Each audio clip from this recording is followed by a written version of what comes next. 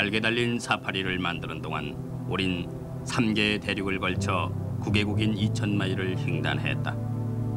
50여 명의 조류학자, 과학자, 조류 연구가들을 인터뷰하였으나 항상 얘기는 같은 것이었다.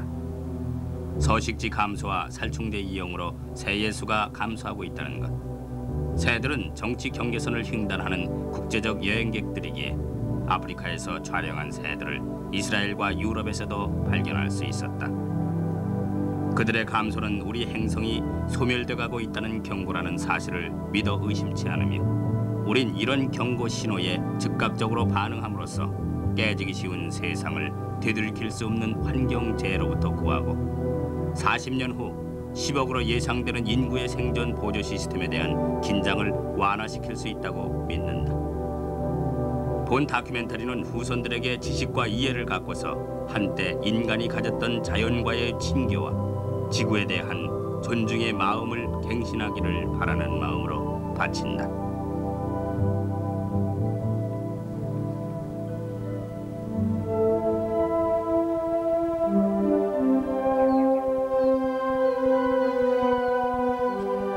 제 이름은 알렉산드리아 힉스입니다. 친구들은 넥스라고 부르죠.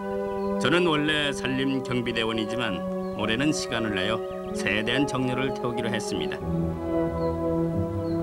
하얀 학들이 아프리카에서 머나먼 유럽까지의 이동을 관찰하기로 했습니다.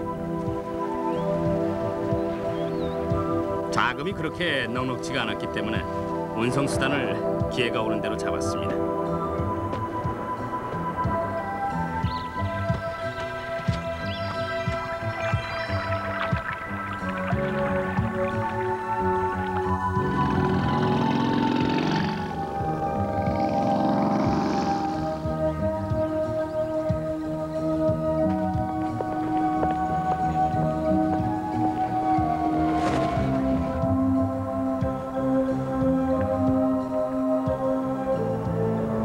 기가 막힌 경험을 많이 하기도 했지만 지금 되돌아보면 죽을 뻔한 적도 많았어요. 그러니까 기회가 온다면 전 다시 할 겁니다.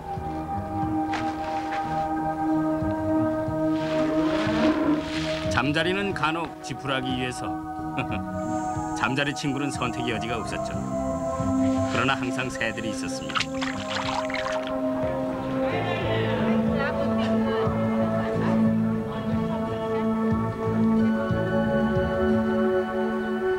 제 여행은 2만 마일을 3개 대륙을 걸쳐 9개국을 횡단하게 했습니다. 영원히 살아남을 추억이 될 것입니다. 날개 달린 사파리에 여러분을 초대하고 싶습니다.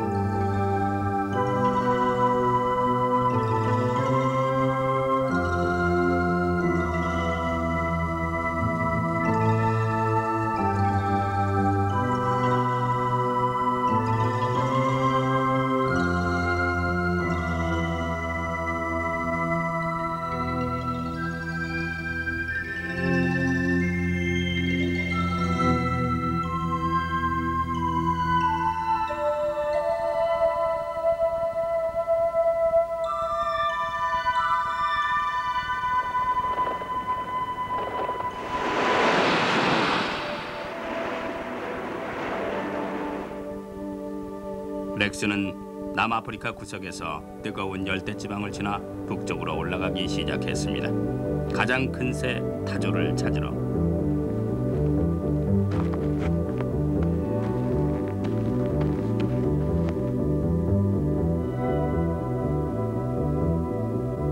남아프리카 공원을 지나 하나하나 새로운 경험을 맞이하며 모래톱 계곡을 지나 물고기잡이 새의 영역인 말로이 호수의 평화로운 아름다움을 만끽하러 북쪽으로 향했습니다.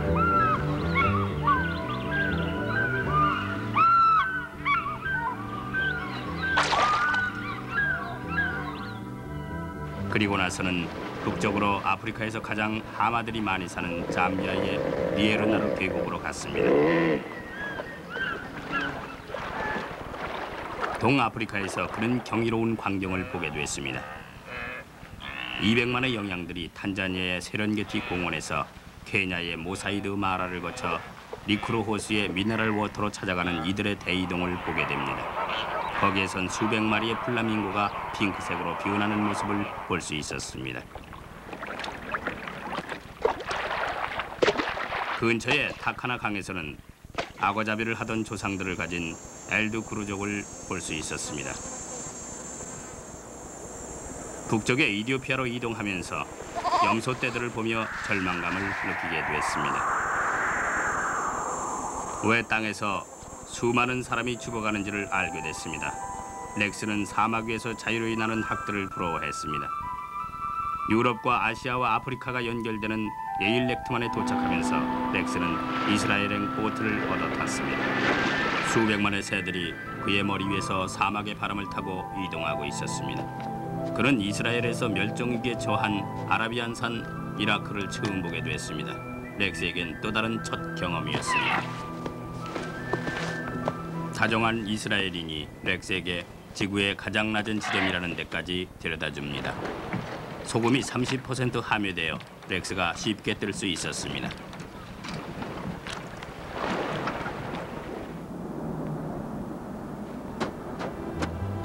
사막의 고원에서 눈 덮인 산까지 렉스는 건너갔습니다.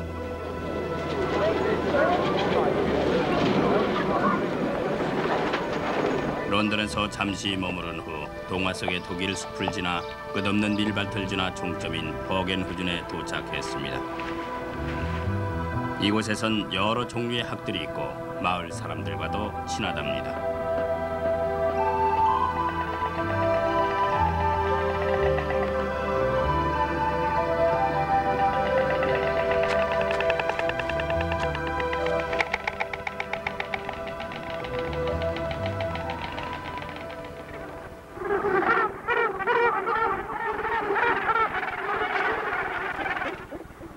아프리카 남쪽 끝을 떠난 후 수천 마리의 겟네트 콜머치와 세게스 펭귄이 서식하는 서쪽 해안의 램버츠 부두에서 잠시 머무릅니다.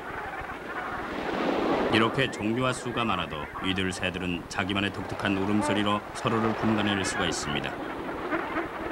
자기와 다른 때 근처만 가도 이방인들이 존재에 놀라 부리를 이로 지켜듭니다. 이렇게 목을 서로 부벼대는 것은 캔버트들의 사교를 의미하며 콜머치들 역시 마찬가지입니다. 이들은 자기 영역에 관해서 철저한데 서로 번식지에 관해 경계선을 그은 게 확연히 드러납니다. 둥지 재료에 대한 경쟁이 격심해서 한순간이라도 둥지에서 눈을 뗄 사람은 뺏길 확률이 100%입니다.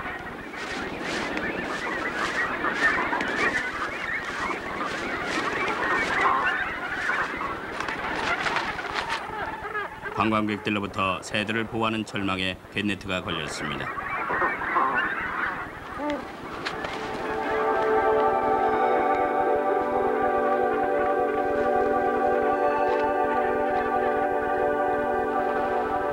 렉스가 조심스레 빼서 날려줍니다.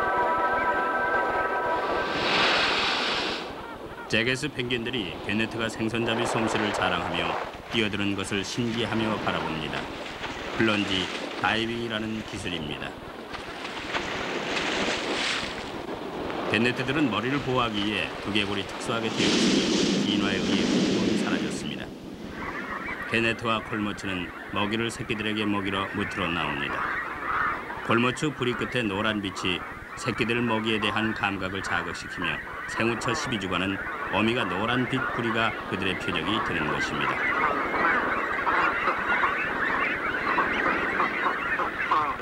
섬 한끝에선 또 렉스가 물개들을 발견합니다.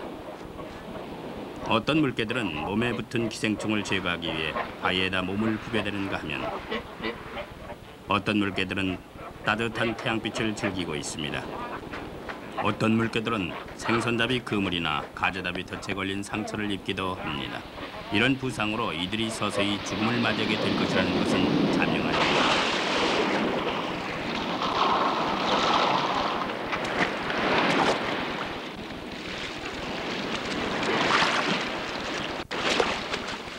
물개들이 물속에서 렉스를 보고 어떻게 반응할까가 궁금합니다.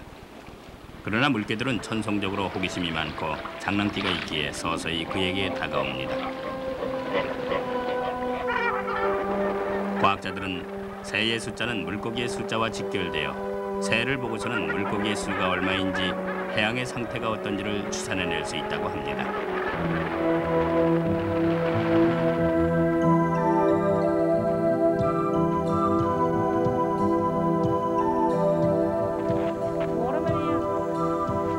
도우노 브레커가 모는 마차를 타고 아랍 여행의 기로에 들어섰습니다. 렉스는 타조 암컷이 수컷의 관심을 불러일으키기 위해 온갖 애교를 다 부리는 광경을 보게 됩니다. 번식 시기가 되면 수컷의 붉은 불이 다리, 깃털이 밝은 빛깔을 띠게 됩니다. 수컷도 암컷에 못지않게 적극적으로 관심을 보입니다.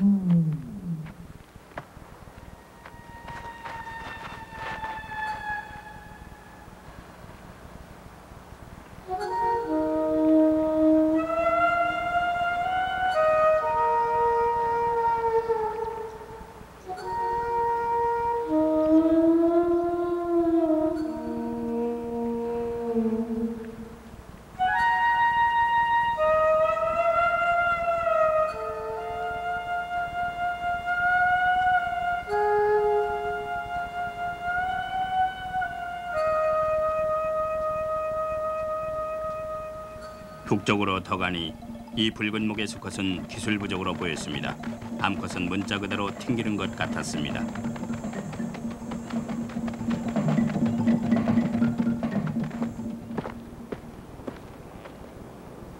완전히 주의에 맞춰 색깔을 바꾼 타조를 발견했습니다. 그 타조는 알을 품고 있으리라 추측됩니다. 사실은 새끼들이 막 알을 깨고 나오고 있었습니다.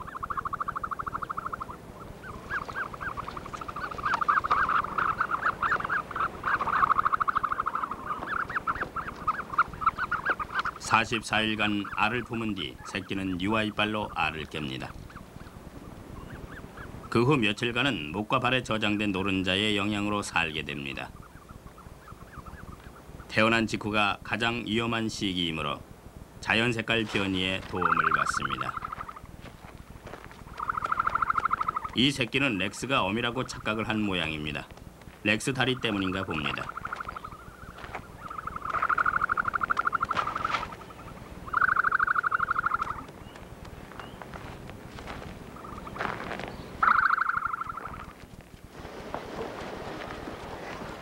렉스는 오츠온에서 타조 사파리 농장에 도착했습니다. 이곳에서는 연간 수백 마리의 타조가 태어납니다. 타조의 털이 사냥 대상이 되어 멸종 위기에 처하자 이런 농장들은 돈을 꽤 벌게 됐습니다. 타조의 알은 세상에서 제일 크며 달걀의 24배, 물 한 쿼터가 들어갈 수 있습니다. 단단하기로 유명하며 렉스의 무게까지 지탱할 수 있습니다. 타조의 알, 깃털, 가죽 등 모든 부위가 상품화될 수 있습니다. 귀족적이며 다양한 매력이 있습니다.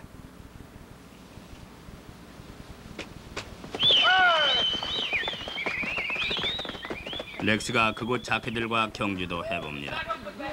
별한 세례도 받아봤습니다. 타조 마을 근처의 에티타 산맥에는 아프리카 새 중 가장 아름다운 독수리들이 살고 있습니다. 검정 독수리가 불청객에게 자꾸 눈길을 주며 태양 아래에 몸을 쬐고 있습니다. 예리한 눈을 가진 이 독수리는 3마일 떨어진 토끼 한 마리도 알아볼 수가 있었습니다.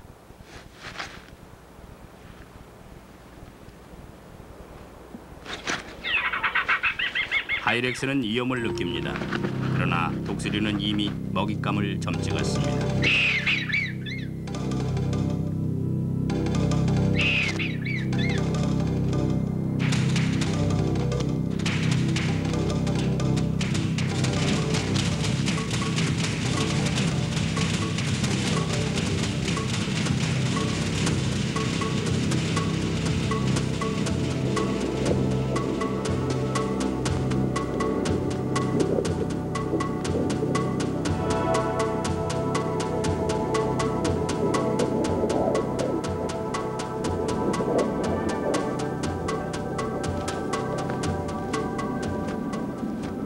생태학의 개념으로 보면 독수리와 하이렉스의 관계는 균형이 잡혀 있습니다. 검정 독수리는 델시나 바위 하이렉스 등의 작은 먹잇감도 잘 포착하죠. 먹잇감이 감소되는 상황이긴 하지만 이들 작은 동물들은 엄청난 수요가 있습니다. 빅토리아 서쪽에 있는 한 농장은 델시들이 들이닥쳐 모든 풀을 먹어버리는 통에 양들이 먹을 게 몽땅 없어졌어요. 독수리들의 숫자가 델시의 서식지와 숫자를 일정하게 유지하는 중요한 몫을 차지하죠. 독수리가 주위에 있다는 것을 알게 되면 델시들은 비좁은 바위 산틈으로 숨어 들어갑니다. 작은 공간에 델시들이 모이면 싸움과 먹이 부족으로 번식의 속도가 떨어집니다. 한 쌍의 독수리와 새끼들은 연간 400마리의 델시를 잡아먹습니다. 그럼에도 불구하고 농장 주인들은 양떼들을 잡아먹는다고 죽이곤 합니다. 물론 6, 7kg의 가축을 들 수 있는 능력이 있습니다. 하지만 사실 그런 일은 흔치 않습니다. 다른 동물에게 먹히는 가축 중 1.5% 정도가 독수리에게 잡혀 먹히는 경우이고 그 비율 역시 독수리들은 산채로 잡아가는 게 아니라 죽은 동물을 주워가는 경우입니다. 서서히 농장 주인들도 독수리가 협력자라는 사실을 알게 됐지만 이들 독수리들의 생존을 치명적으로 위협하는 다른 요소도 있습니다. 요즘은 살충제가 가장 큰 문제입니다. 특히 스트리크닌은 독수리를 때로 죽일 수 있고 메뚜기를 죽이려 사용하는 BIC가 독수리들을 죽이는 경우가 허다합니다.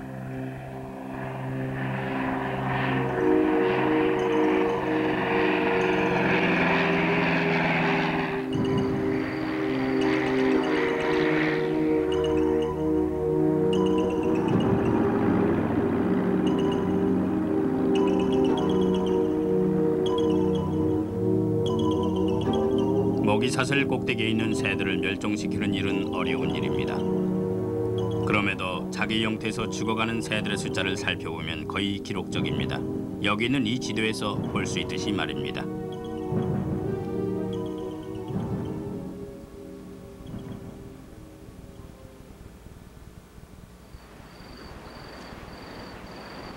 타조들과 즐거운 기억을 더듬으며 렉스는 재미난 발상을 해냈습니다.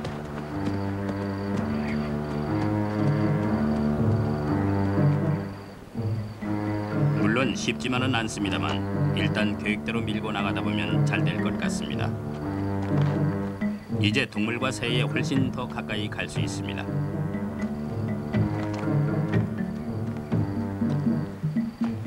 이 버팔로 떼는 깃털 달린 동물들에게 관심을 가지며 렉스에게 다가섭니다. 호랑이를 잡으려면 호랑이 굴로 가야 된다는 말도 있지 않습니까? 빨강 부리의 옥스패커들이 이곳엔 풍부합니다. 노란 옥스패커들도 한땐 많았으나 이젠 멸종돼 가고 있습니다. 소떼를 죽이기 위한 독대물이죠. 부리, 발톱, 뻣뻣한 꼬리를 이용해서 주인의 몸을 빗질해가며 벼룩이나 여러 기생충들을 잡아먹습니다. 또한 주인에게 열린 상처로부터 피를 먹는다고도 합니다. 어느 학자들은 옥스패커들이 살균 효과를 가지고 있다고도 합니다. 옥스패커만이 이 동물로부터 혜택을 얻는 것은 아닙니다. 이 포크꼬리 드랑고가 코뿔소가 있는 풀밭에 곤충을 방해할 것을 기다리며 따라다닙니다.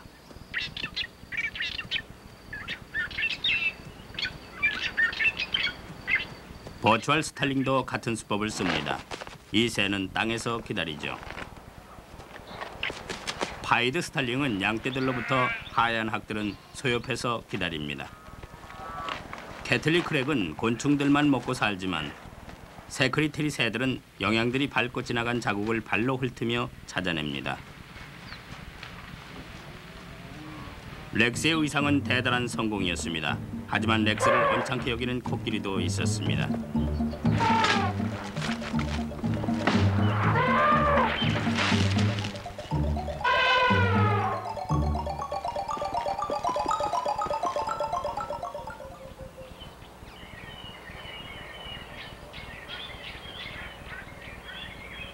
비가 충분히 와서 학들에게 먹을 게 충분합니다. 긴 다리와 물갈퀴의 발로 그들은 제법 깊은 물속에서도 맛있는 개구리와 곤충들을 찾아낼 수가 있습니다.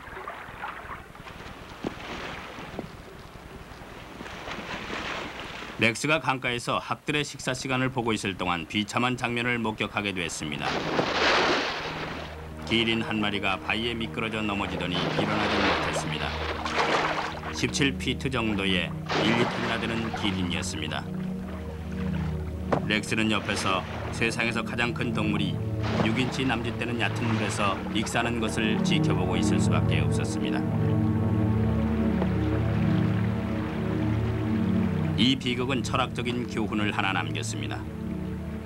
이 동물 하나의 죽음은 수많은 생명을 유지케 하는 것입니다.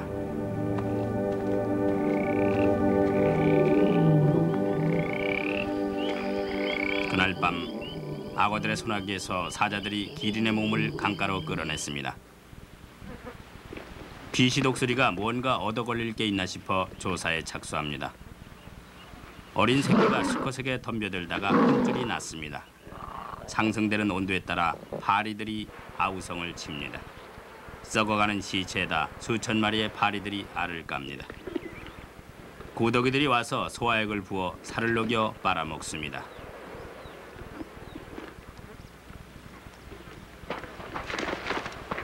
그 외의 동물은 차례를 기다리고 있습니다. 순서대로 사자들은 포식한 후 그늘로 가서 소화를 시키며 쉴 것입니다. 즉시에 도마뱀이 달려들었습니다.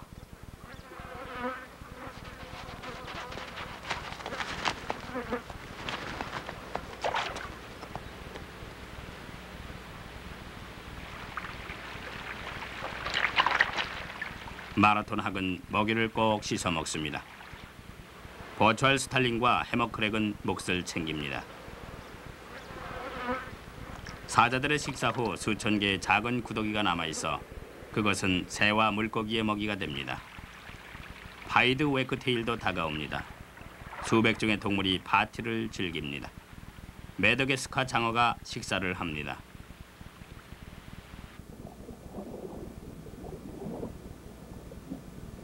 진공 청소기 마냥 마블들은 구더기를 빨아먹습니다. 이 마블들은 또한 입을 열어 무신경한 물고기가 들어오기를 기다리는 우두학들의 표적이 됩니다. 수컷 파이드 킹 피쉬가 기다립니다. 그에겐 작은 물고기들이 별미가 됩니다.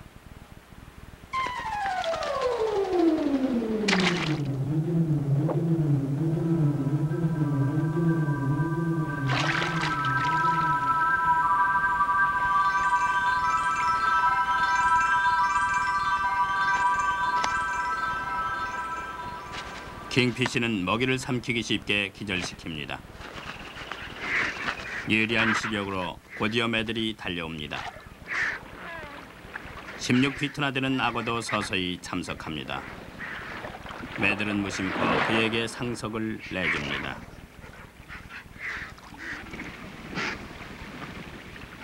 열일곱 살짜리 악어의 60여 개 되는 이빨은 평생 동안 정기적으로 새로 납니다. 그의 입은 사실 두개골의 연장이므로 그는 이빨을 이용해 씹지는 못합니다. 그는 물속에서 먹이를 부드럽게 한 후 삼켜버립니다.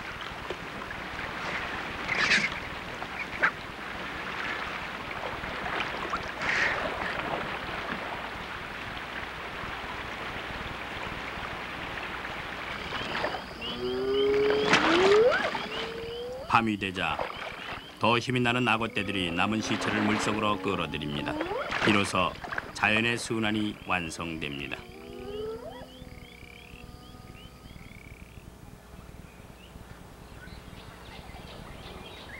어미가 강가에서 사자떼에게 먹이고 있을 무렵 새끼도 잡힙니다. 언덕 위에서 사자들이 식사를 시작하려 하자 매들이 달려듭니다. 사자들은 식사감을 지키려 하나 매들은 점점 떼거지로 몰려들어와 숫자로 밀어붙이며 배짱을 부리고 있습니다. 사자들이 후퇴합니다.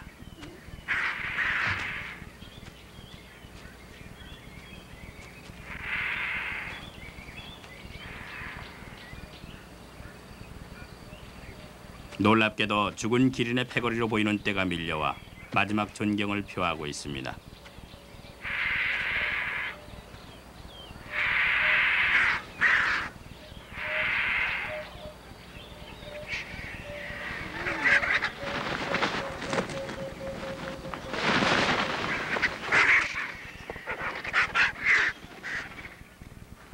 이 죽음으로 인해 렉스가 또 한 번 특이한 아이디어로 새들을 연구하게 됩니다. 타조 의상으로 재미를 본 렉스는 아까 매들이 악어에게 선뜻 자리를 내준 것을 기억하고는 악어 의상으로 탈바꿈했습니다.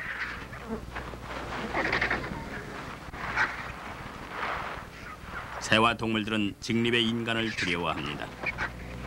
렉스의 의상은 식사하는 매들의 관찰을 가능케 합니다.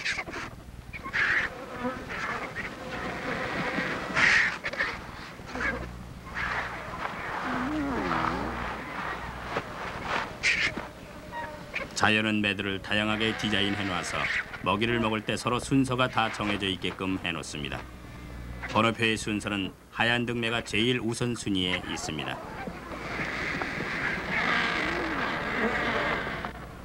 큰 부리를 가진 이들은 큰 먹잇감에서 작은 사냥감까지 다양한 식사를 즐길 수 있도록 해줍니다.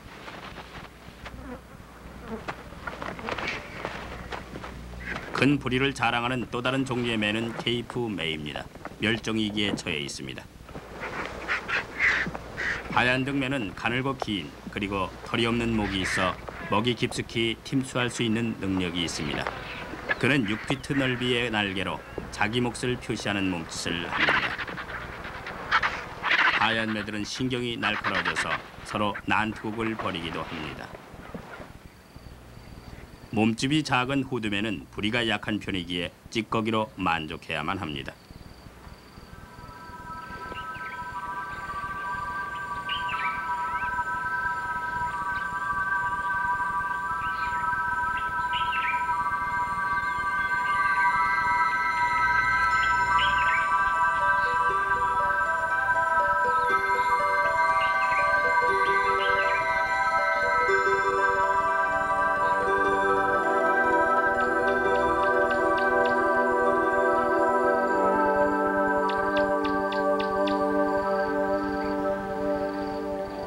여전히 학들은 풍요로운 상황에 만족해하며 거닐기에 렉스는 다른 동물들을 찾아보기로 합니다. 그는 그라운드 혼빌대가 새끼에게 먹이를 주는 모습을 발견합니다.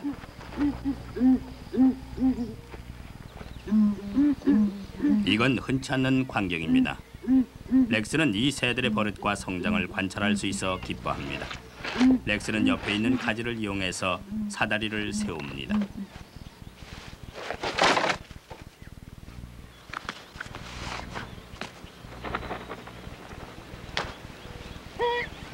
새끼의 모습은 마술에 걸린 것 같습니다. 며칠밖에 안 되는 이 새끼는 자기 후에 태어날 동생을 죽여버렸습니다. 이런 것을 페이나즘이라 부릅니다. 어린 새끼는 작은 뿔이 돋아있고 파충류의 형태를 갖고 있는데 조류의 조상이 파충류였다는 사실을 증명하기에 충분한 것이었습니다.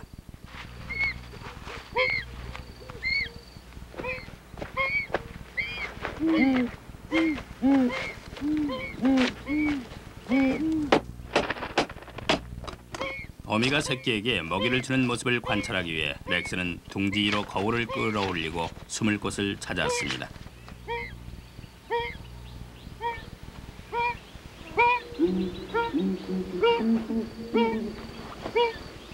뭔가 이상한 낌새를 채고서도 혼빌들은 새끼에게 메뚜기, 개구리, 작은 새를 먹입니다.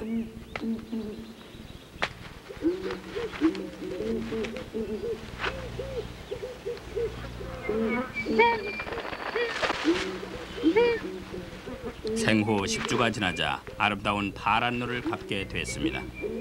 식용은 여전합니다.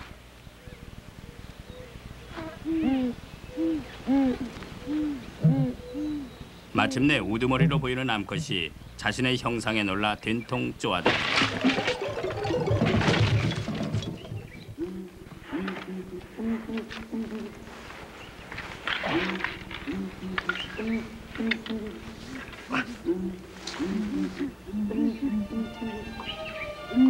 12주가 되자 새끼는 첫 비행을 시도합니다. 기가 막히게 하늘을 가로지릅니다. 그래도 이 새끼는 앞으로 1년간 어미에게 의존합니다.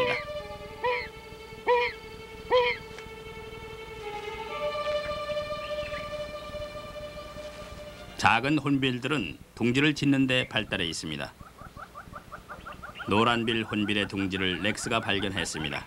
둥지 아래에 곤충 껍질이 있는 걸 보아 주인이 계신 모양입니다.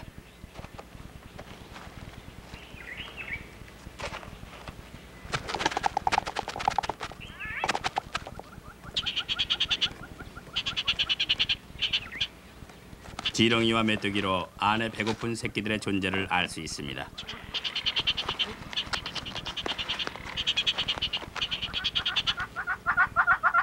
그 근처에 또 다른 노란빌 혼빌이 새끼를 키우고 있습니다. 진흙으로 잘 다듬어진 둥지 속에는 어린 새끼들과 어미가 들어 있습니다. 렉스는 어미가 이 둥지 속에서 얼마나 있다가 깨고 나오는지를 알아보려 합니다. 이 계획은 뜻하지 않은 불청객으로 인해 렉스가 불안해합니다.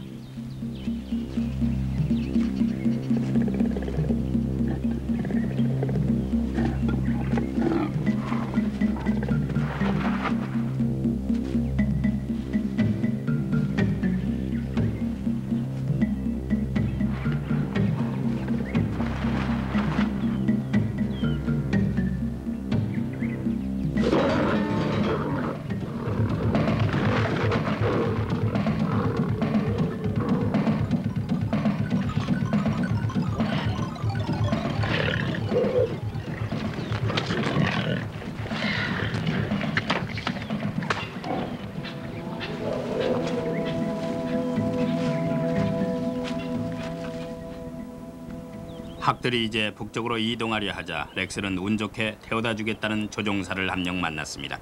안녕하세요. 저는 렉스라고 합니다. 안녕하세요, 렉스. 만나서 반갑습니다. 이곳에서 뭐해요? 저는 하얀 학들을 찾고 있는데 본 적이 있어요? 하얀 학들이라 큰 새들 말이죠. 네, 크고 높은 데서 주로 볼 수 있죠. 많은 수? 네, 주로. 어제 봤는데요. 그제도 봤고요.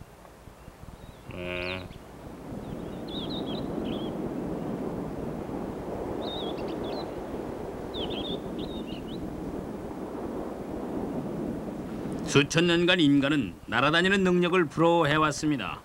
그래서 모방하려고 수없이 시도해왔죠. 새처럼 나는 것에 가장 가까운 형태가 바로 이것일 겁니다. 하지만 새들처럼 안전하고 소음 없이 날 수는 절대 없을 것입니다. 자, 벨트를 타고 비행을 즐깁시다.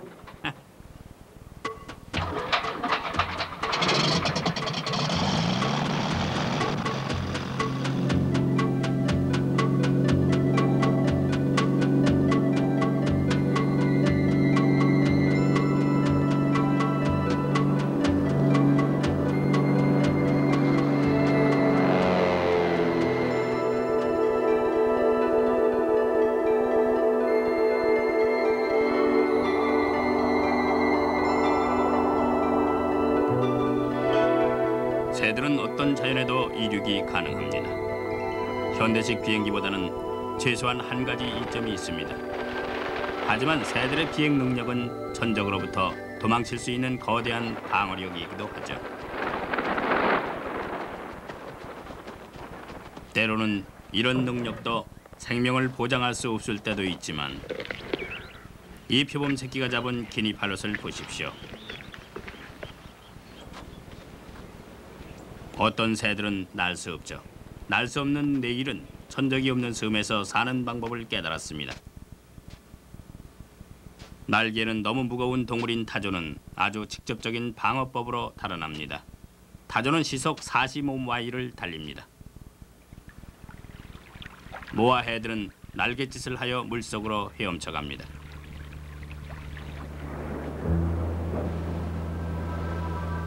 어떤 새들은 방어와 공격 대비를 동시에 합니다.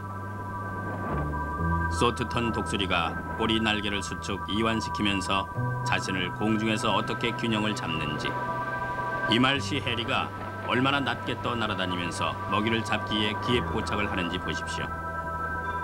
긴 꼬리 과부새는 먹이를 잡기에 낮게 날아다니는 게 아니라 암컷을 유혹하기에 한껏 매력을 발산하고 있는 것이랍니다.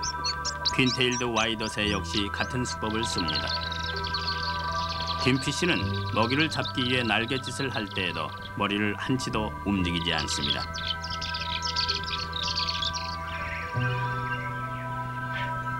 날갯짓의 왕인 벌새는 자그마치 1초에 78번의 번뜩이는 날갯짓을 합니다. 몸무게의 3분의 1%가 근육의 무게랍니다. 유일하게 뒤로도 날 수 있습니다. 세상에서 제일 작은 새인 이 벌새는 무게가 1대 20아운스이며 자기 몸무게의 50%에 해당되는 넥타를 매일 섭취합니다. 날 수 있다는 것은 식량이 풍부한 곳으로 찾아갈 수 있다는 이점을 안겨줍니다.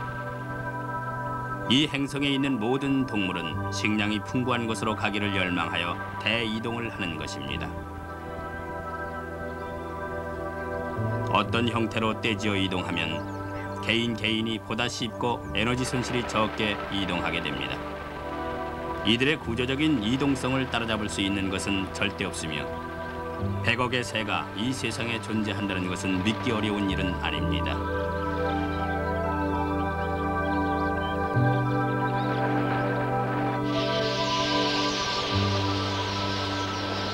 빨간 필트 크리어가 500만의 숫자가 넘는 대군단을 이끌고 이동하는 새들입니다. 전 세계적으로 약 15억 마리가 살고 있다고 합니다. 아무리 인간이 추적을 한다 해도 이들 새는 농작물을 찾아 전 세계로 날아다닐 것이며 숫자를 돼갈 것이라 생각됩니다.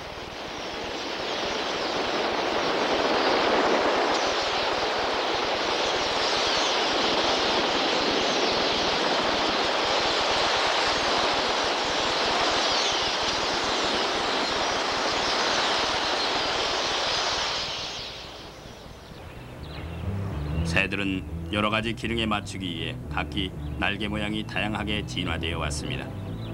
예로 하얀 등매는 넓은 날개를 갖고 있어 난류를 타고 영역을 감시합니다. 날개 끝에 갈라진 깃털들은 마치 손가락처럼 방향 통제를 함에 있어 조절 감각을 쥐어줍니다. 학들의 넓은 날개 역시 난류를 탈 수 있게 하여 해상 33,000피트 이상을 뜨게 해줍니다. 그 높이에서는 굉장히 먼 거리를 조금의 에너지 소모 없이 글라이딩 할 수 있습니다. 이렇게 높은 고도에서는 특히 큰 뼈대와 큰 폐가 있어 산소에 저장이 가능합니다. 피시 독수리는 물가를 감시해야 하기에 날개가 넓습니다. 그러나 물결 모양으로 날개를 접을 수 있는데 이는 곧 다이빙하기에 안성맞춤인 포즈가 되는 것입니다. 이 독수리가 날개 사이로 공기를 내보내며 먹이를 잡기 위해 급하강하는 모습을 보십시오.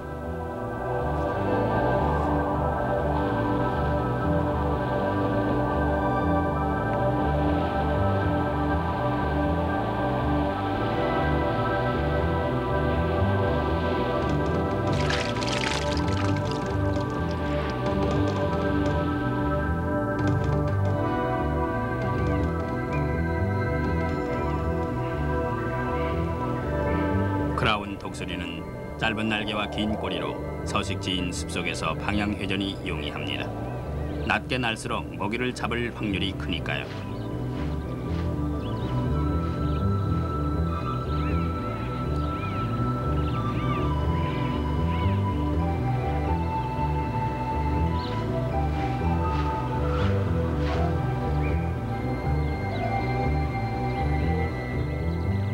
네노맨은 길고 끝이 가는 날개로 공중전에서의 속도가 최고입니다.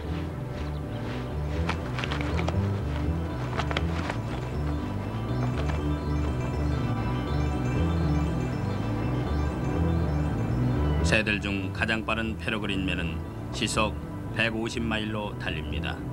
먹이를 쟁취하는 놀라움을 보여주기도 합니다. 알타톤도 가는 끝에 날개를 가지고 있는데 속도가 관심사가 아니라 인내력으로 보입니다.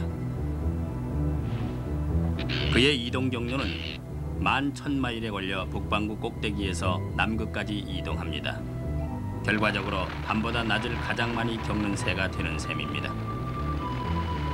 바다 새들은 바다 바로 위에서 나는 것을 볼 수 있는데 이유는 가장 저항력이 없어 속도를 낼 수 있기 때문입니다.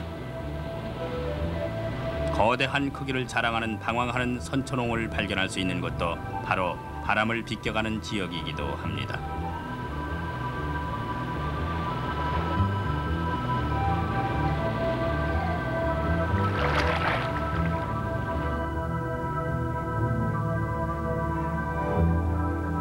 날개 끝에서 끝까지 가장 긴 길이는 12피트 정도입니다. 새들은 착륙 직전에 꼬리를 펴서 기어 변속을 합니다. 깊게 하는 날갯짓이 그들의 속도를 떨어뜨리고 부드럽게 착륙하는 것을 가능케 합니다. 워터파울의 방수 물갈퀴는 속도를 떨어뜨립니다. 비행기 브레이크의 역할을 하는 것입니다. 새들의 발은 에어 브레이크로 쓰여 착륙의 안전성 쿠션 역할을 맡습니다. 즐거운 여행이 되셨길 바랍니다. 태워줘서 고마워요. 행운을 빕니다. 네, 고마워요. 렉스는 피시 독수리가 가장 많이 서식하는 말레이 호수에 도착했습니다. 피시 독수리의 다이빙은 타이밍이 좋습니다. 하강 직전에 발을 앞으로 하여 속력을 2배로 합니다. 그의 곡선 부리는 매우 날카롭고 길어서 발톱에는 날카로운 가시가 붙어 있어 물고기를 물속에서 집어챌 수 있습니다. 피시 독수리들은 서로의 물고기를 뺏으려 듭니다. 결국 둘 다 손해보는 공중전이 되는 결과를 낳게 됩니다. 호주산 흰배 바닷갈매기가 비슷한 방식으로 먹이를 잡자 독수리가 낚아채려 합니다. 그러자 공중에서 다시 물고기를 잡는 유연성을 보십시오.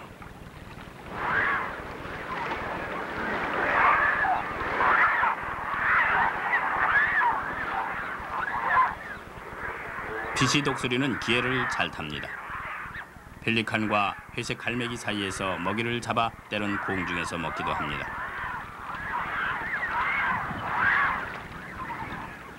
펠리칸도 특이하게 물과 물고기를 주머니 같은 부리로 잡습니다. 물은 옆으로 흘러나가게 되고 불운한 물고기만 남게 되죠.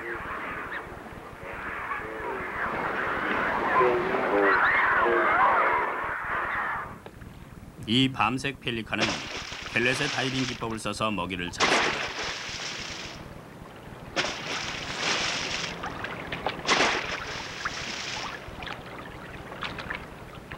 한 산림 경비원이 렉스를 잠비아의 와일드모아 계곡으로 데려갔습니다.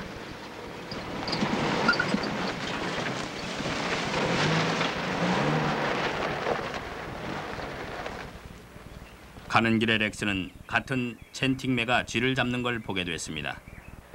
시속 50마일로 직하강하면서 깜짝할 사이에 쥐를 잡아냈습니다.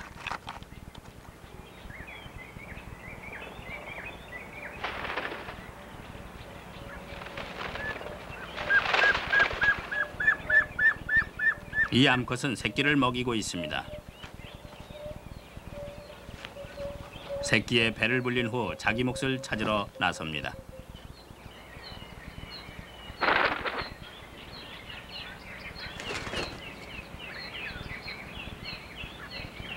크라운 독수리도 숲속의 사냥꾼이죠. 아름다운 밤색의 깃털이 보색입니다.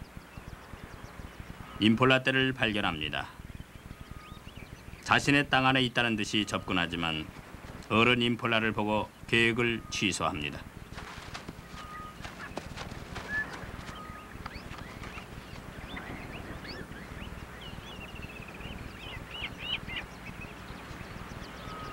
차라리 혼자 있는 사슴새끼가 쉬워 보입니다.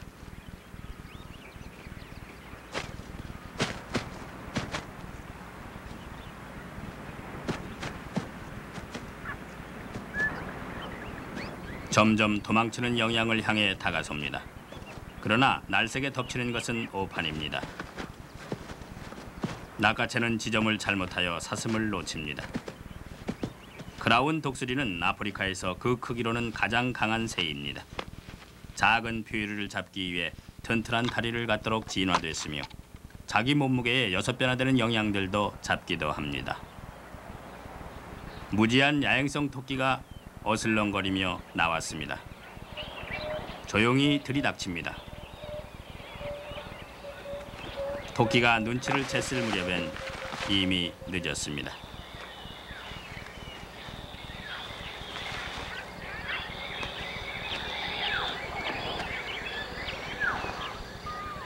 나무가지 위로 끌고 올라가 다른 적들에게 뺏길까봐 먹이를 몸체로 감쌉니다.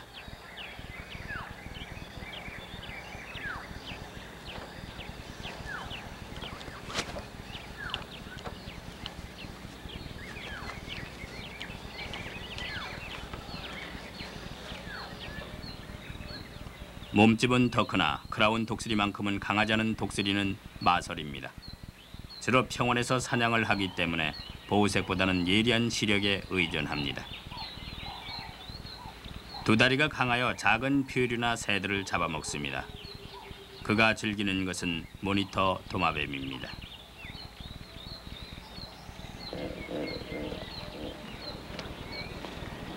렉스는 3만 마리의 하마가 범람하여 살고 있는 르와누아 계곡에 다다릅니다. 이 지역은 9마일마다 악어 한 마리가 강둑에 도사리고 있다고 추상됩니다.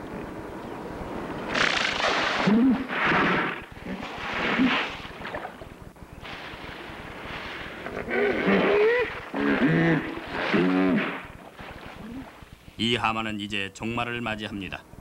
이 악어에겐 때 아닌 포식의 기회가 왔습니다. 메리브 학과 회색 헤런이 기회를 잡으러 악어 틈에 끼려 합니다. 강어기에서는 렉스가 여러 실험을 하는 중입니다.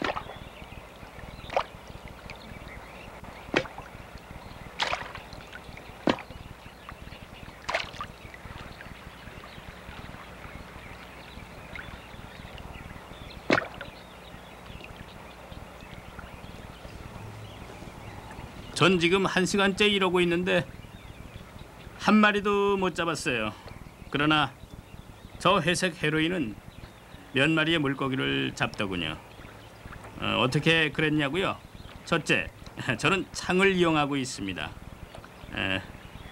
얼핏 보기에 헤론이 창의 기법을 쓰고 있는 듯하나 자세히 보신다면 뿌리를 이용해서 찌르는 순간 부리를 열어 부리 사이로 물고기를 잡는 것이죠. 두 번째 이점은 지극히 빠르다는 거죠. 그 목이 마치 스프링처럼 감겨져 있어 물고기가 움직일 시간도 없이 낚아채는 겁니다. 회색 헤론은 또한 이물은 진흙탕이라 물속을 볼 수 없어 좀 그렇긴 하지만 헤론이 하는 것은 대단한 인내력으로 기다리고 또 기다려서 물고기가 물속 어디에 있다는 표시가 나거나 거품이 일거나 혹은 보일 만큼 물 위로 뜨게 될 경우가 간혹 있는데 그때 바로 집어내는 것이죠.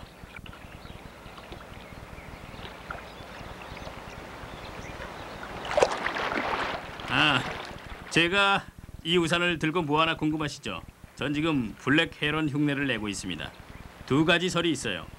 날개로 물고기들이 좋아하는 그늘을 만들어주는 것하고 그늘에 의해 물고기가 물속에서 반사되어 더 잘 보인다는 것입니다.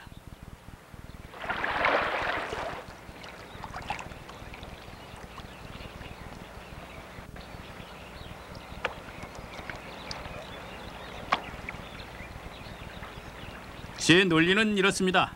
첫째는 물이 차다는 것이고 둘째는 악어가 나타날 수 있으므로 이만 나가겠습니다.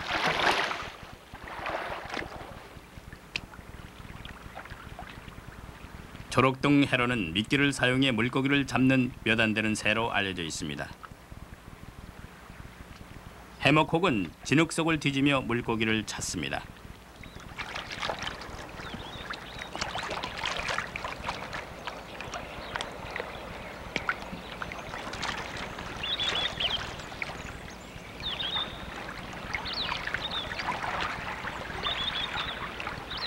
렉스도 같은 방법을 써서 재미를 좀 봅니다. 어린 거북이 한 마리를 잡아냅니다.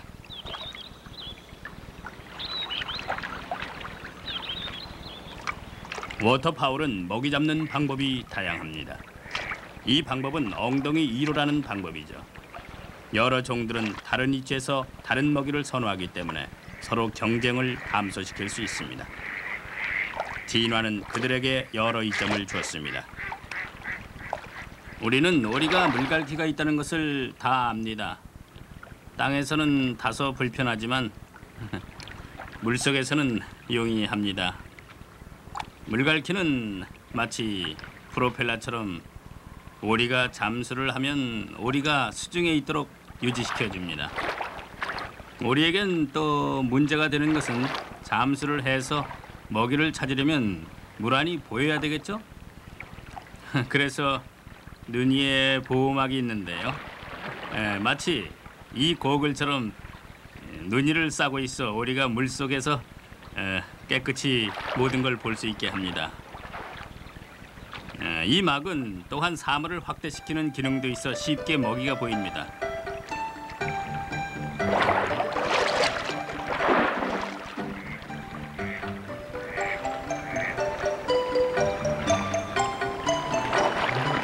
잠수하는 오리들은 물 위로 쉽게 뜰 수 있도록 납작한 엉덩이를 갖고 있습니다.